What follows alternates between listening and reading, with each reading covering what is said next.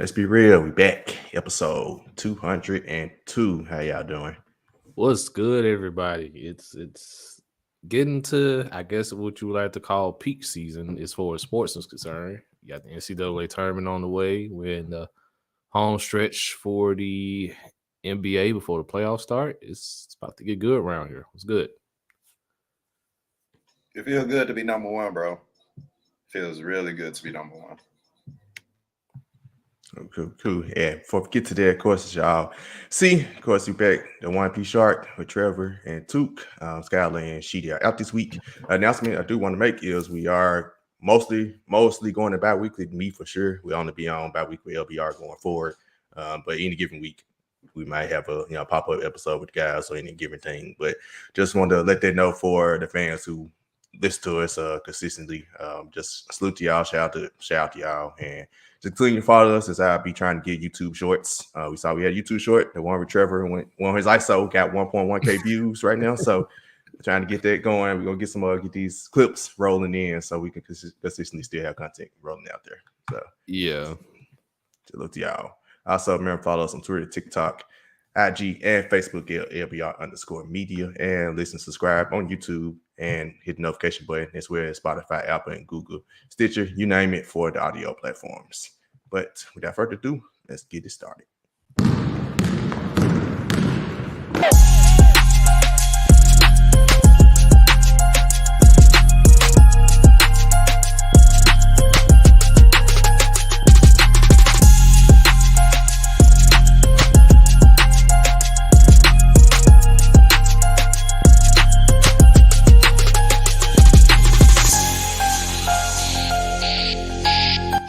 Let's be real. All right. Shall see Took with the Carolina. For those who are watching YouTube and video, you see Took with the Carolina Panthers set. Of course, a big news drop happened yesterday. Carolina Panthers traded with Chicago Bears for the number one pick in NFL draft. They traded at the number 9 pick, so they swapped first rounds this year. Traded wide receiver DJ Moore, a second round pick this year, a first round pick next year, and a second round pick in the 2025 draft. But before we ask the biggest question that everybody's asking, who want to trade, we're gonna let Took get ISO about his team and how he feels about them getting the number 1 pick. ISO. The ball is yours, bro. ISO, man. He hit the Kobe joint too, dude. ISO, get the hell out the way. Get the hell out the way. No, it's funny, because we talked about this in January, and salute to you, Sharky Cap, for keeping the receipts on what I wanted to do, what I would have preferred the Panthers do. Of course, I wanted us to go out and get Lamar Jackson. I was a little disappointed we didn't go get him, but as I've told y'all, and I've tweeted, this is the most faith I've had in my front office maybe in ever. So once I saw that we weren't going for Lamar, I didn't think that we would be a part of the collusion. I honestly thought that we got plans to either go for A, B, C, D. Like, we got multiple plans. But the second option was for us to go up and trade up into the number 1, number 2 pick, which is what I wanted. And we ended up getting the number 1 just randomly out the blue yesterday. How I feel about it, from DJ to CJ. CJ Stroud is our guy. We've loved him since for months, honestly. That's what insiders saying. That's what a lot of podcasters that I watch been saying. Like, CJ pretty much is our guy. It's just a matter of, are we going to pick him at 1? Or are we going to pick him at 2? Or are we going to pick him at 3? Because we do have the potential to also trade down as well. So I want people to pay attention to that as well. But I think that we got the number 1 pick. We got our guy. We finally about to get a quarterback for the future, after watching 3, 4, 5, 6 years since Cam Newton went down of, not superb quarterback play. So now we got the coaching staff. We're about to get the quarterback. Unfortunately, we did trade my favorite player on the team, but I think in order for you to get ahead and we literally can pick between Bryce Young and CJ Stroud. And I think with the management that we have, is like, I'm saying that it's CJ Stroud, but with management, with Scott Fitterer and everybody else that he's come and tag along, they've had success with smaller quarterbacks. Example, Russell Westbrook. They won a Super Bowl with Scott Fitty, and I think he's trying to use the same, what's this disrespect? No, it's disrespect for you putting that on our post, bro. Stop that. They've had success winning with smaller quarterbacks, and I think that they can take the same playbook. But like I said, I think we've been on CJ for months, and I think we're finally about to get our quarterback. Boy, Ryan is trolling. When is he not? When is he not? That's crazy. I said disrespect to tell daughter. But when I saw this news yesterday, it was a bittersweet moment for me, right? Because like I told you 2 months ago, I won my Tyson trade for the #1 pick. And for the fact to see news that we actually were inquiring about it, and it pretty much came down to us and y'all, I was a little like, dog, we missed our chance of getting Bryce. Because, I wanted Bryce Young. And I didn't mind CJ Stroud, right? But I also was happy for my brother. I was happy for you to see your team get it, right? If it wasn't my team, I wanted one of our teams to do it. And you did it. The vibes are real, bro. The vibes are mutual. Yeah. And I think we traded DJ because y'all may have tried to offer Derrick Henry or somebody else that you may say or may have more inside with. Yeah, I'm pretty sure the Bears probably wanted Jeffrey Simmons, and we wasn't doing it. But that's probably where it boiled down to. And I know a lot of people are saying like the Bears fleeced y'all in a sense, but to me, DJ Moore's a really good player. He's a really good receiver. Is he top 5? Is he even top 10? He may be top 10. It's a debate for him from top 10, but this is what I want Panthers to realize is that restructuring contracts this summer, we could have had 50 million played the right way. We could have had 50 million. Now we got about 60, 70 because we traded DJ. So I just want to put that in perspective as well. DJ is definitely arguably a top 10 receiver, but when you can get a back, we literally about to steal the Eagles playbook on how to get to the Super Bowl in 3 years. That's literally what we're about to do. So DJ, I love you, but we got to get our guy. Exactly. Yeah, I mean, you got to get your quarterback. And as good as DJ Moore is, I don't think he's like, just a world beater where if you have a chance to get your quarterback, you don't trade. If it comes down to having to trade him along with the picks, because to me, because y'all split it up, y'all traded a second this year. Because y'all swapped first. So I don't even count you trading the first round pick this year. That's a swap. So just take that out. You traded a second this year. Another second this year. So it's like exactly. We straight. Y'all traded one of y'all 2 seconds, then y'all traded a first next year and the second year after. So y'all didn't trade like a first and second in the same season, like next year. Yeah. Right. So I think y'all kind of balanced it out. So, I don't think it was a fleece. So, so to say, but I did my initial thought was like, dang, they trade DJ Moore. Ooh, it's tough. But to get your guy, you gotta do that, right? You gotta do what you gotta do. Quarterback is a premium position. You ain't going nowhere without a quarterback. And like I told you in January, getting Derek Carr, trade for Ryan Tannehill, stuff like that, it's just gonna keep you in the middle. You're gonna compete, win the division, make the playoffs, but that's it. Like you got to go and get your guy, see if you can do what the Eagles just did, right? Just build your team around the quarterback and make it as good as possible. So, like I said, I'm happy for you. Yeah, I'm glad you didn't choose option C, which was overpay for some mediocre or average quarterback. I'm happy for you as well. I think both teams won this trade. If you're the Bears, you definitely needed a weapon for Justin Fields. You needed somebody to catch the ball for Justin Fields because there's still an APB out for Chase Claypool since he left the Steelers. So getting DJ Moore is probably a step in the right direction for them. As far as the Panthers concerned, again, if you want your quarterback, go and get your quarterback. Of course, I had my questions about it because just last year y'all took Matt Corral, so I'm guessing that y'all are not as sold on Matt Corral as everyone probably would have thought once he came out of the draft.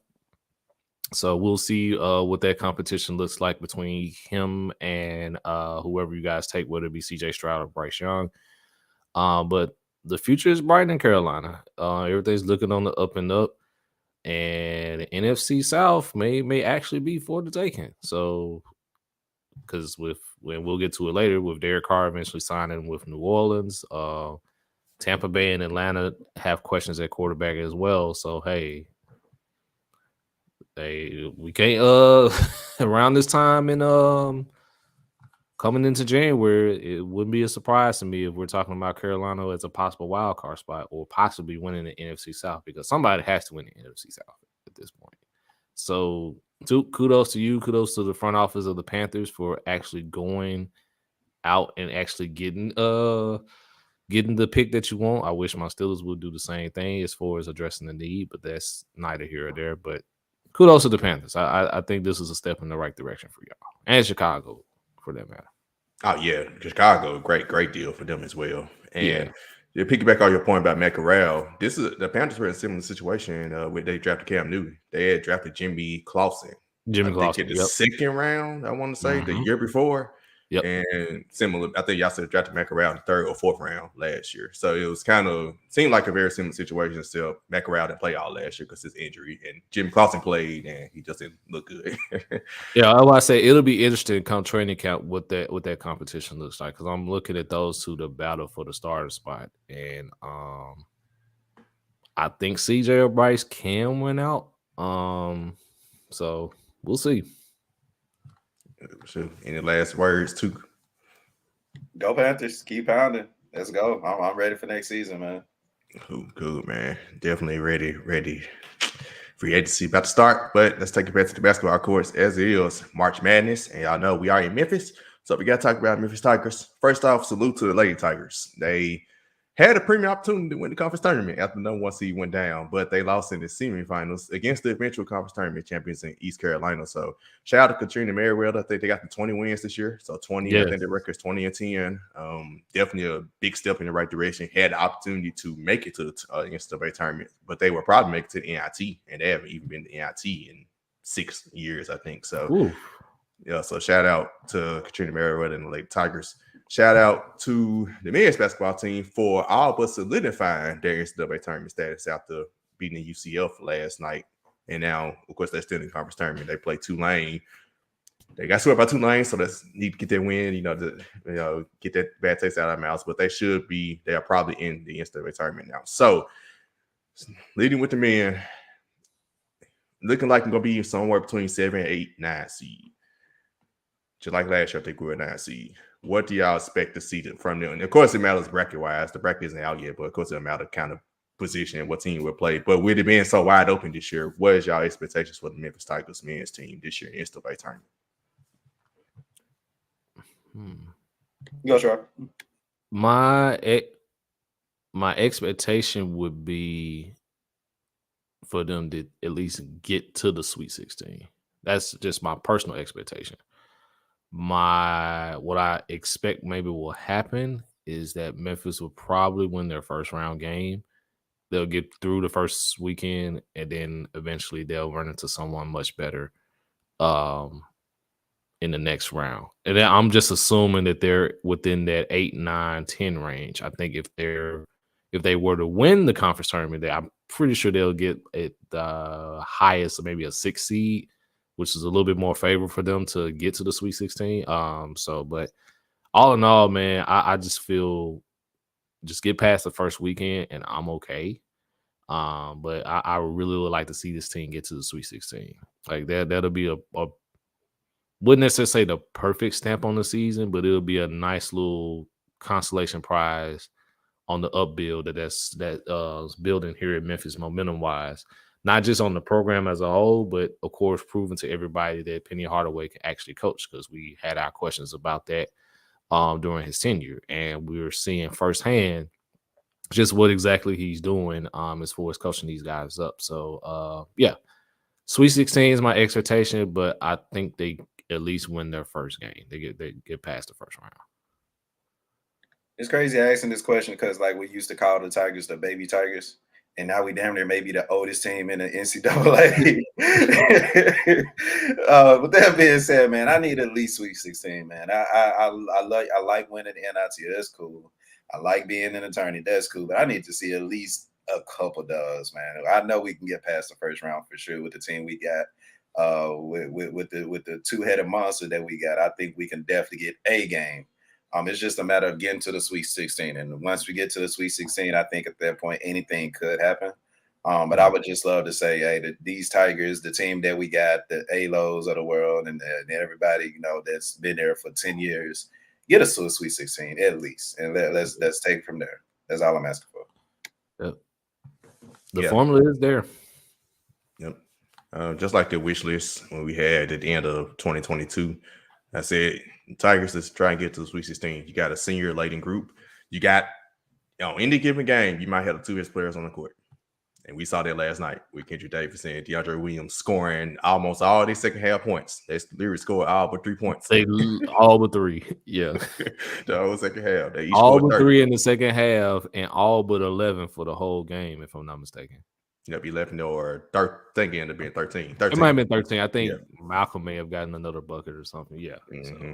So, man, those guys right there, you could tell they're from the same block, man. They're from Houston. They play like they know each other.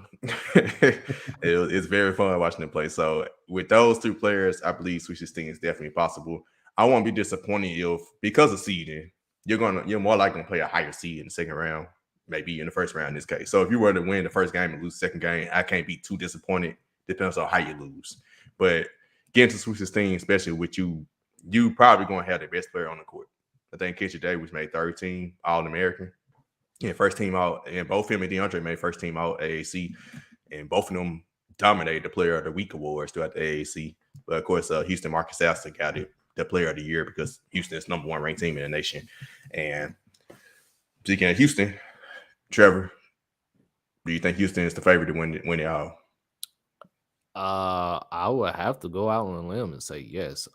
Out of all the college basketball I have watched, and I'm just going to be honest with you, I have not watched a lot. It is just it's just terrible for me. I think the NCAA needs to change its rules, make it more like the women, and make the game a little bit more up and down. But I think Houston, it looks like probably the most complete team that I've seen throughout this season. I mean, they've had everyone who's been in the number 1 seed. I mean, ranked number 1, excuse me, throughout the season has lost the game. And I remember that number 1 ranking was like being passed around for a couple of weeks with whoever was number 1 was public enemy number 1. They ended up losing. But I just think Houston's well coached right now. Kevin Sampson has done a good job. You just talked about Sasser being the Player of the Year. They just look like the most complete team. Now, is it to say that Memphis can't catch them slipping in the conference tournament? No, I'm not saying that. Memphis definitely has the capability to knock off Houston. Houston definitely can go out early. But just from what I've seen right now, they look like the prohibitive favorite. I tend to agree. I would say I got co-favorites, Houston and Alabama. I think Alabama, because you ain't hearing nothing else about the situation with the gun, and you ain't hearing nothing else about it. So it's like it's almost swept under the rug in a sense, and it's like past them. Now, it might not be. It might be brought back up if they make it to the Final Four. But it seems like that they had like a couple of letdowns, close calls, and lost Texas A&M at the end of the season after all of that. But now it seems like they're back on track. And interesting thing about this and bringing it back to the Memphis Tigers is Memphis played at Alabama and played them down to the wire and lost by 3 at Alabama. They played Houston twice. They played them down the stretch at Houston without their best player, Kitchen Davis, and lost by 8. And then at home last Sunday, they lost to Houston at the buzzer with Kitchen Davis back. And they might play them again in the conference championship. So that lets you know how close college basketball is, that the two teams that I think they are the favorite, the team that Trevor and Savage think is the prohibitive favorite, Memphis, pretty much could have beat would have, could, should have. Memphis played them down to the wire in all 3 games they had against those teams. So who knows what can happen with this team? But I'm very excited and ready to see this run this year, man. Shout out to Penny. Shout out to the whole crew there. And hey, it's March Madness, y'all. Hey. Yeah. Selection Sunday is tomorrow. I'm ready. Mm-hmm. He was going to be there picking the draft. Not true. I believe that's average. He will. Yeah. I like it though. I wouldn't be surprised if Brandon Miller slipped, to be honest with you. Because you know how these teams get. Let's get into minimum. Yep. But moving forward, back to the football field. A bunch of quarterback signings, or not even signings, signings / extension / potential trade is about to happen. / a quarterback getting put on the market that we always talk about that needs to be paid, but apparently it's collusion. They're not trying to pay him. So I got a list of questions for these players. And I'm going to start with none other than Derek Carr signing with the Saints. Does Derek Carr sign with the Saints? And, the NFC is kind of short on true contender teams. Does Derek Carr make the Saints a contender in the NFC to win the Super Bowl? Not the NFC South, win the division, to get to the Super Bowl after the NFC. Call it crazy, but they still got to get past us. I mean, Derek Carr is a great quarterback. Don't get me started. But the Saints, the defense is legit, but I think they're going to miss some pieces. I think their offense is inconsistent. I think you're going to lose Kamara this offseason. Kamara this offseason. They got Chris Olave, who had a hell of a season. I ain't going to hate on that. But at the same time, I still think my Panthers, top to bottom, still got the better roster, and we're about to get our quarterback. So, in my opinion, they still got to get through us first. They ain't beat us at all last season. Shout out to Damian Adams. Thanks for hating on us. Yeah. So for the Saint Derek Carr to the Saints making them a Super Bowl team, no. I don't think they're better than the Eagles, obviously. I don't think they're better than the Cowboys. I don't think they're better than San Fran. I mean, you can say by default because again, somebody has to win the NFC South. But I them as Super Bowl contenders, no. I don't think they're excuse me. It moves the needle for them, but I don't think, to Tuke's point, I don't even think they're the best in their division right now. And that just remains to be seen because who knows what's going to happen between now and the draft and how these teams are going to be shaped once training camp starts. But for right now, I'd have to say no. For the Super Bowl, no. For the playoffs, definitely. Yep, same. Like I told Tuke in January, he was talking about, potentially getting Derek Carr. I was like, nah, it don't make you contenders. It just make you win your division, get to the playoffs. You'll be better. Yeah. You'll be better. But I listen. Yep, and I think, there's an argument you can make for Derek Carr. You can always say, and I've always thought about this with the Raiders. He never had it. He's about to have his best defense he's ever had. The Raiders never had, I think, a top 20 defense. It has 7-8 years there. So off the top, he already has a better defense. That defense a little older now. They are, but they're gonna be better than what he's had. I mean, I agree with that. It's better than what he had in Vegas, but that defense is a little bit older now. So we'll see. And Ryan alluded to that as well. He said the defense is old, but it's still better than what he's had, and that's the argument you can make for him. Yeah, he's going to have to prove it. I'm gonna have to see it, and before I can say that they're true contenders. So my answer is the same. It's a no. I don't think he moves the needle. But the Saints were kind of stuck. Unlike the Panthers, y'all had 9 pick. Y'all could trade up. The Saints traded their pick to the Eagles last year, so they ain't had their first round pick. They kind of had no choice but to go ahead go after a veteran quarterback. So different situations for different teams. But I expect a war for number 1 in the NFC South between us and the Saints. That's what I'm expecting. Because Atlanta got a lot of money, but it's still like you still got to have the right chemistry, team, and everything. But this is what, year 2 for Desmond Ridder? Like we don't even know what's going to happen there. Right, that's number 1. They should have went after Lamar Jackson, but they definitely should have went after Lamar Jackson. They should have been like, who you want, blank check Lamar, write a number down, whatever number that is good for us. Atlanta should have been the first one on the phone for Lamar Jackson, but that's not it. They would have made the fan out of me if they pulled that move off. But going to next question. Daniel Jones signed a 4-year, $160 million contract with the return to the New York Giants. This is not a contender question. Has Daniel Jones reached his ceiling? Because the Giants ain't going to contend no way. Has Daniel Jones? That's petty. I called that. That wasn't petty. No, it's not petty because but my question goes into it. Has he reached his ceiling? Because if he has another step to go, they could become contenders. So that's why I'm asking. Because he's a younger quarterback. So has he reached his ceiling? For me, I want to say yes, but shit, I ain't think he'll get a $140 million contract either. So I think Gene's somewhere shouting or either happy or upset. So happy they signed Danny Dimes. He's happy because it's team friendly. It's a team friendly deal. It's not paying somebody $40 million a season that ain't that good is. I don't know the guarantee in it though. What's the guarantee? Yeah, I was like, what's the guarantee? I don't think the guarantee is that high. The ceiling is the roof. Absolutely. Yeah, the ceiling is the roof. I also think that Daniel Jones has reached his exactly. I think he reached his ceiling. Until I see it, I don't really see the Giants. 82 mil guaranteed. 82 mil out of the 160. So a little under half. Mm-hmm. That ain't bad, actually. It's not bad. Like I said, it's team friendly. Yeah. That's not bad at all. Y'all the football heads. I'm gonna listen to y'all. That's not a bad the deal at guaranteed all. money. Yeah, the guaranteed money matters in all deals. Yeah. 82 out of 160 is like, dog, is It's it less than half. Yeah. So I'm just curious for my football mind because, like I said, Daniel Jones is mid, just to me. What would have y'all considered overpayment? Because I thought this would have been overpayment. But what would have been y'all's opinion on it? If he had got 120 mil guaranteed or something, I think If he could have had the same deal, but if like 100, I think 100 was guaranteed, 100 mil, then I've been like, all right, what y'all do in New York? But since it's only like 82, it's okay. It's okay.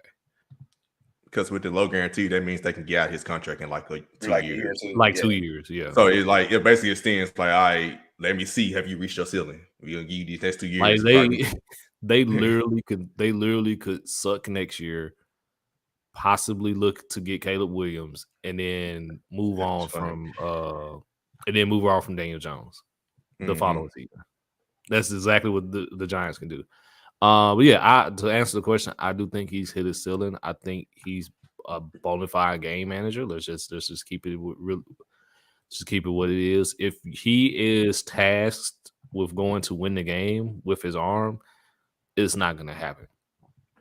Granted, yes, he can scoot. He can scoot a little bit, and he can make timely throws to certain people. I don't trust him to, if it's a 2-minute drill and I need a touchdown, I don't trust him to win us the game at all. And it was shown very heavily in that game against the Eagles. I see what Savage just said. He can't move on to 2026. It's their choice, Savage. I'm actually looking at Spire right now. And 2025, it'd be $18 million cap hit. In 2026, it'd be a $9 million cap hit. So it's kind of just a choice on how big of a cap hit you gonna take to move on from. It's that big won't be matched between. Yeah, exactly. That's what we're talking about. It's 2 years. So yeah, that goes right in line what we was thinking. Hey, Savage, you're doing a lot of talking for a team that's about to lose their entire defense, bro. What's going on? We need you on a pod right now. What you doing, bro? I know we're talking tomorrow, but damn. I ain't doing this tomorrow. Yeah, we need that. We let that one be. Let's keep it moving, man. All right, man. Before I forgot to look at Geno Smith's contract. Either way, Geno Smith sounded like a 3-year, $100 million contract.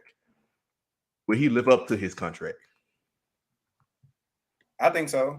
I think that last year with the Seahawks wasn't a fluke. I think Geno has been hungry, regardless of the lack of talent or talent he may or may not have. I think Geno Smith is one of those guys who's been relatively quiet, to his own, great professional, just needed an opportunity to shine.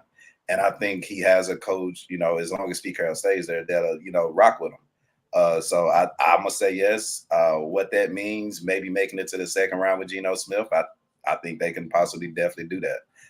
But I like Geno Smith. Shout out to him for getting his money because, like I said, he's been definitely one of the, a hard worker and just waiting for an opportunity to prove himself. And now he got it. So I just want him to go out there and ball out.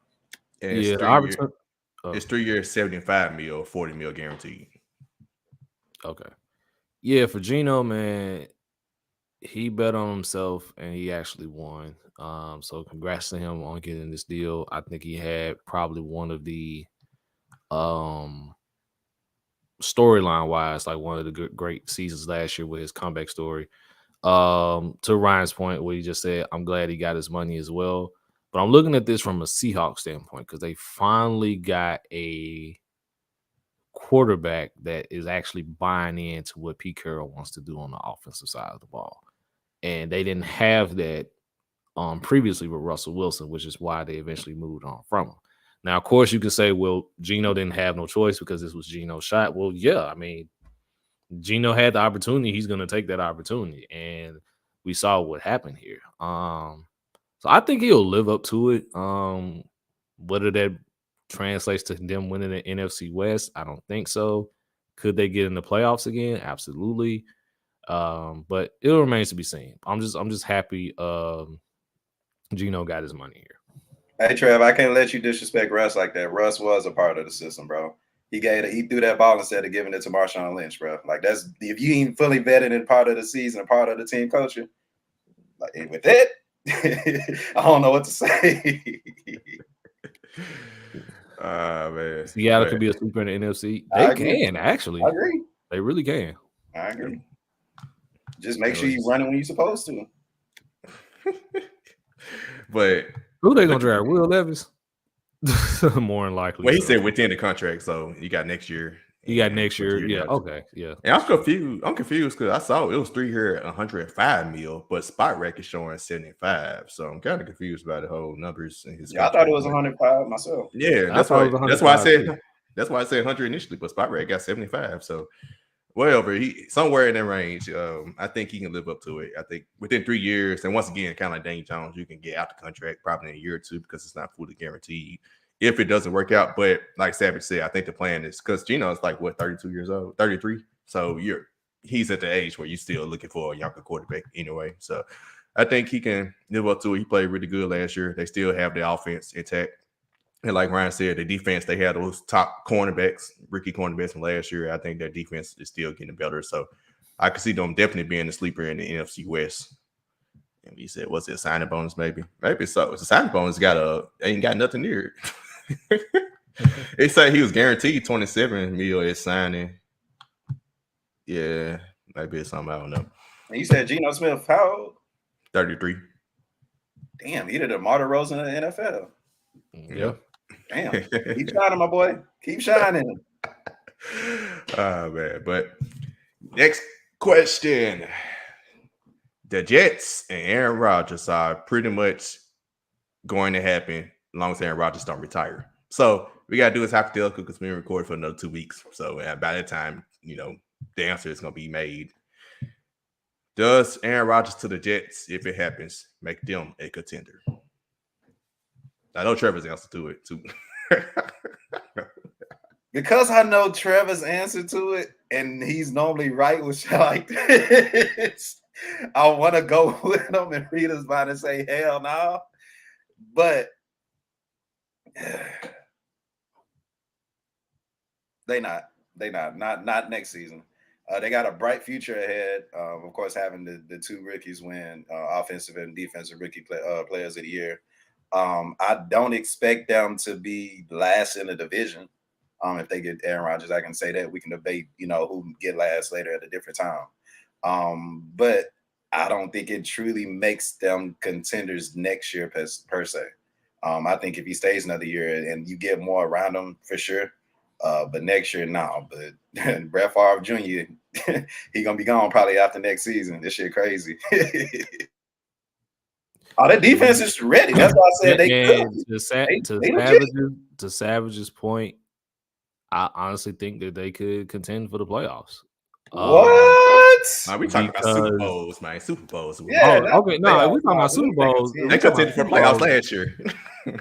Okay, we talking about Super Bowls, then hell no. But I honestly think because with the defense that the Jets have, they're getting Breece Hall back. Aaron Rodgers won't be asked to do so much. They just need pretty much a game manager, somebody that's not going to turn the ball over, that can make timely throws and things of that nature. And yes, I said what I said about Aaron Rodgers, but I do think he can at least still manage a game and not turn the ball over. So for them to continue for a Super Bowl, no.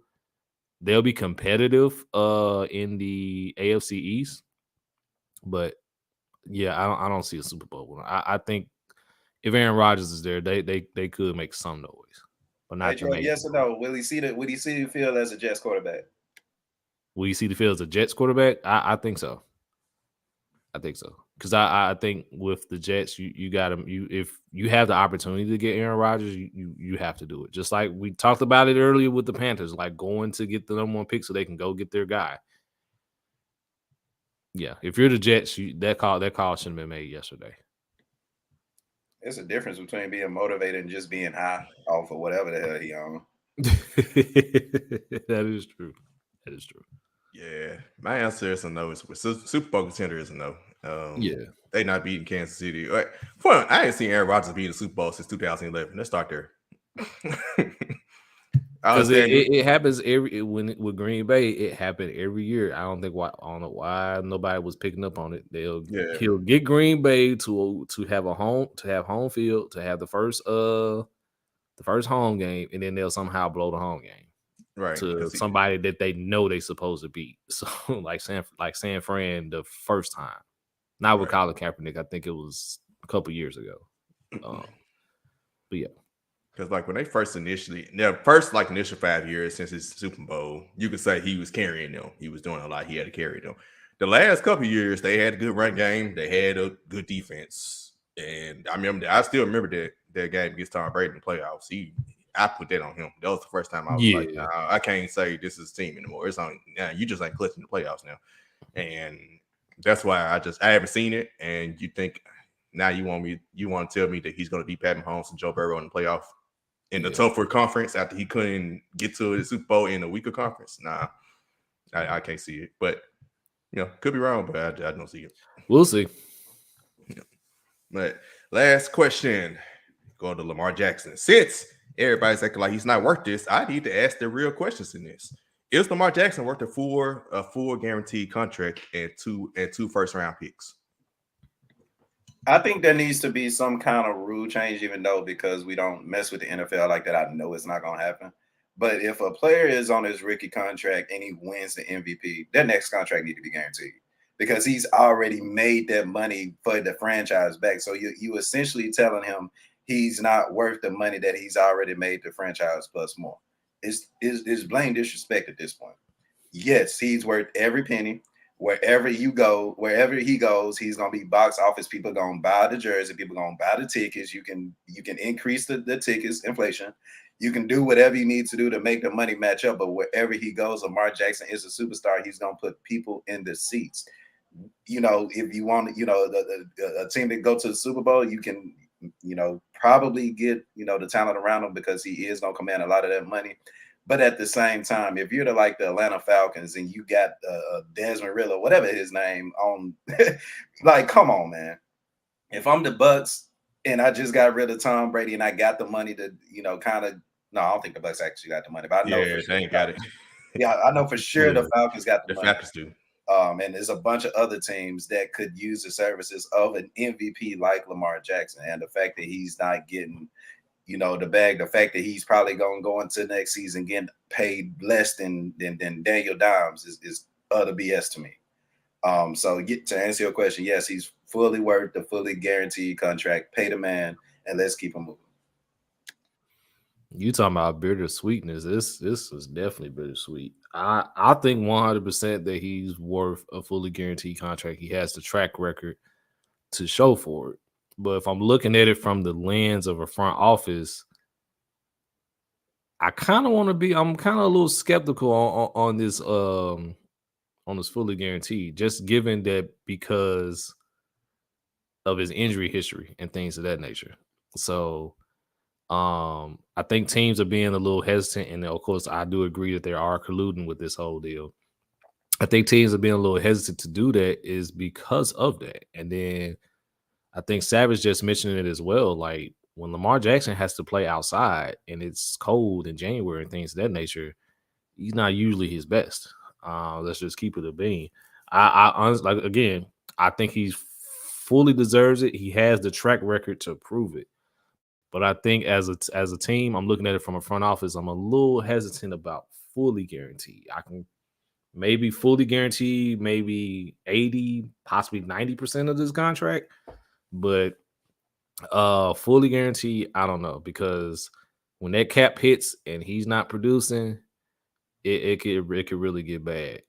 I.e., just ask the Cleveland Browns, because now they're about to lose Nick Chubb because they got to pay Deshaun Watson. So they got to lose more than they win too, but that's another topic for another.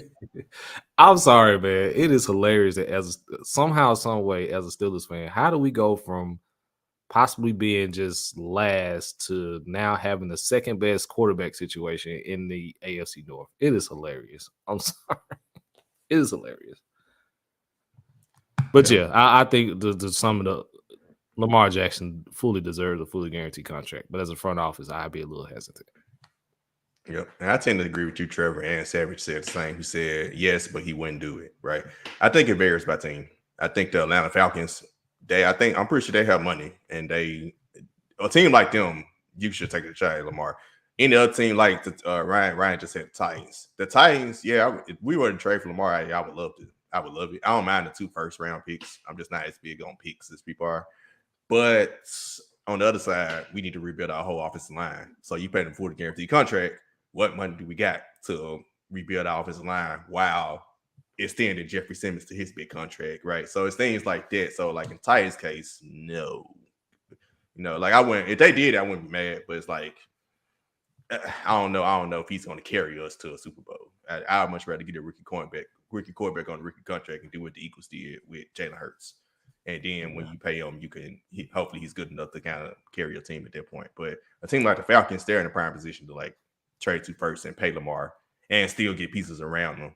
And he'll be in Atlanta. I mean, that's the part. It'll literally be Vic 2.0 in ATL if Lamar Jackson is there. Man, like it's right there, Atlanta. Just make the call. Damn, I was going to make a joke, but it would have been inappropriate. So I'm, You can tell us off line. I don't want to do that to my guy, man. Go get your money, black man. Go that you well deserved. Yes, well deserved. But move forward back to the NBA, back to the basketball course, but this time NBA. Stat padding. 2K had a question. What is NBA stat padding?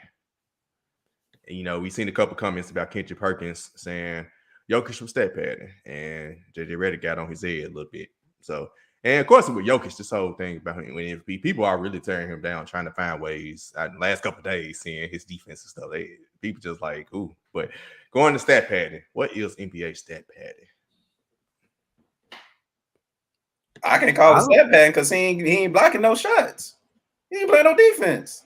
So you stat padding. I don't get it.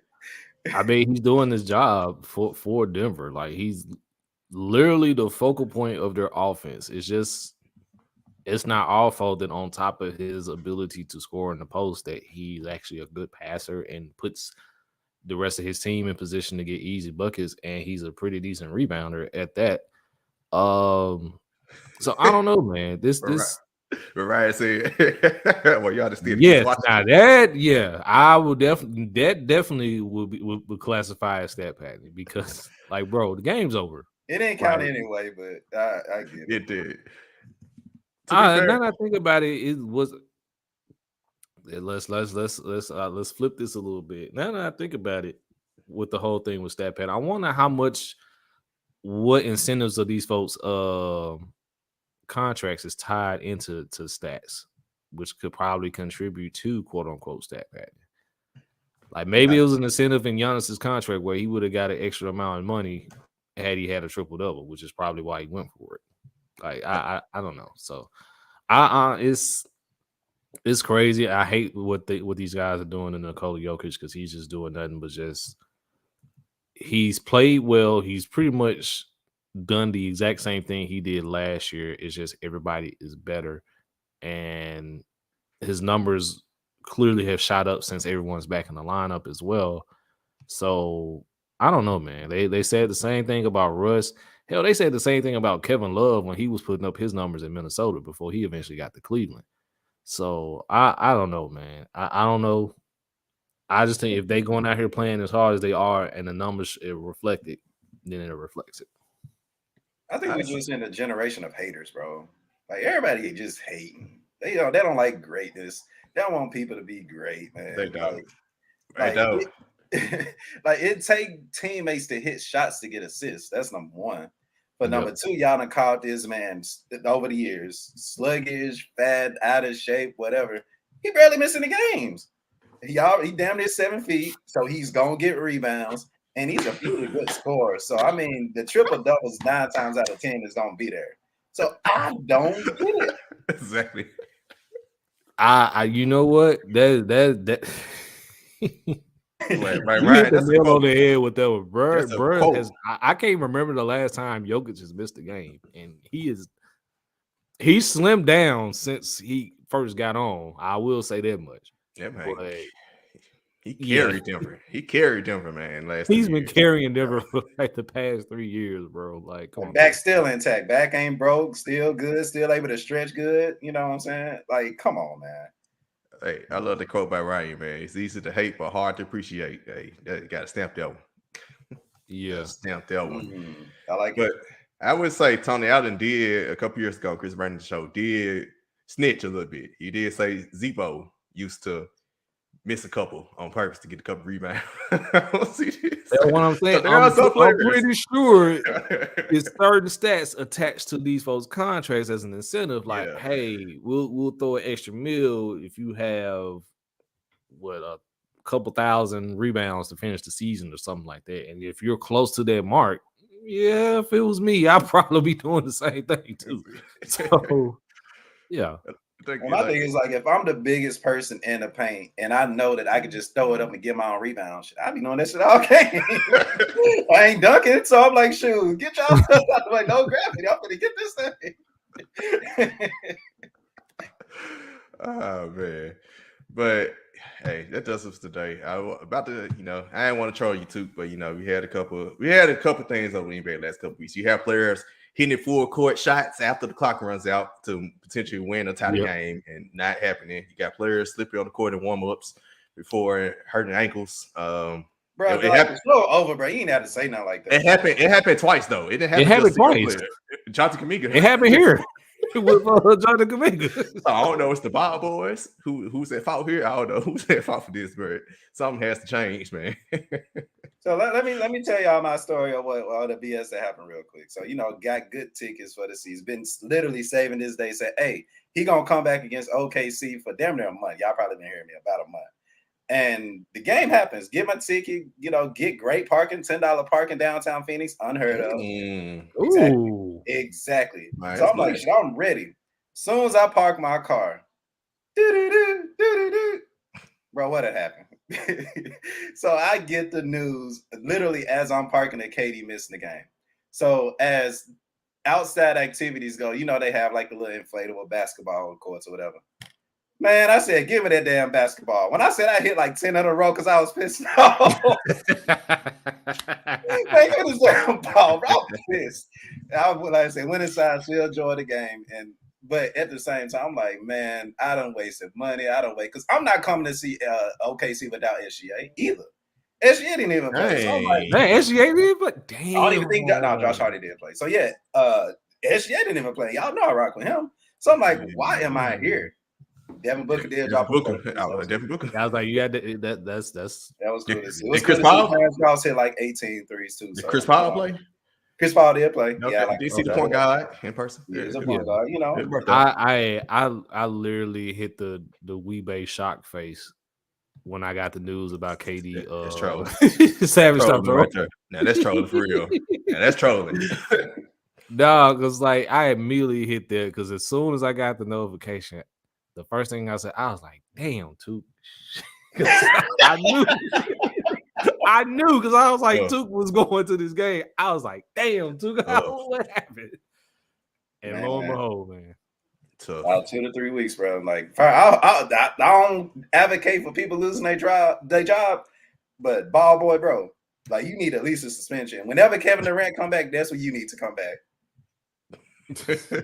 Facts. I ain't gonna say get fired. Again, we not talking about this to harbor on Took. The same thing happened here with Jonathan Kuminga. So literally, yeah. Maybe that played into us getting the W against the Warriors. Maybe not. But the same thing happened here as well. Jonathan Kuminga out for a couple weeks as well. So yeah, this is sad. Yeah. Might say suspend the ball. Absolutely. This is your fault. You got one job. One. And you failed expeditiously. Now everybody in Phoenix got to suffer. Everybody in basketball has to suffer because you ain't do your job right. No, they'll be okay. Phoenix is okay. When the playoffs start, all will be forgiven. So you that's why you say suspend. Asking for my money back. Oh man, but that does it for the show. Fun show as always. Shout out to Ryan. Shout out to Savage. No, we ain't shouting them out. Y'all shouting them out. Shout out to them for rocking with us. consistently, man. Shout out 3 Hardaway. Y'all check Toot Savage and she did out on 3 Hardaway tomorrow. Subscribe on YouTube and all audio platforms, as y'all know, Spotify, Google, Stitcher, you name it. And as always, follow me on Twitter at Dwayne, DAONE_P Shark. Yeah, I'm at the Art of Trevor on Twitter. Thinking about changing the name to Simply Trevor. I don't know. Just for branding purposes. But anyway, yeah, I'm at the Art of Trevor. That's my starting 5 stick. I'm at Ted Shakir again. DJ Moore, thank you for everything you've done for the Carolina Panthers and being a team player, even though you have to go through their terrible quarterbacks the last 5 years. Thank you for everything. Chicago, treat my guy right. I ain't gonna threaten Chicago though, because they crazy out there. But y'all treat my guy right, man. Y'all got one. It is yeah, just Justin Fields gonna throw him the ball. It's just a matter of whoever's calling these plays out there in Chicago. Yep. Until next time, see you again. Peace. Peace.